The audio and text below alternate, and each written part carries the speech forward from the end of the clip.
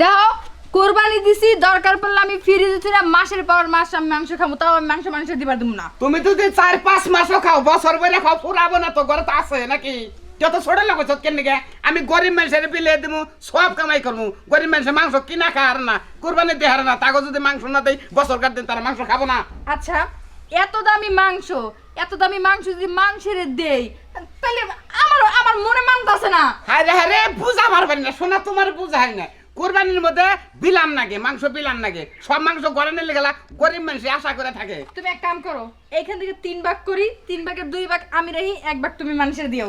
3 ভাগ করে তো আমি ভাগ 2টা করে তুলছি। তাতে কি হইছে? ওই ভাগ করছ, ওই ভাগ থাকুক, এখন এনতে ভাগ করো। তুই বুঝস না কেন গে? হ্যাঁ কোরবানি তঙ্গ বাচ্চা কোনদিন কোরবানি দেয় নাকি তোমার বাপে? হ্যাঁ দিতে না, দেখছো না?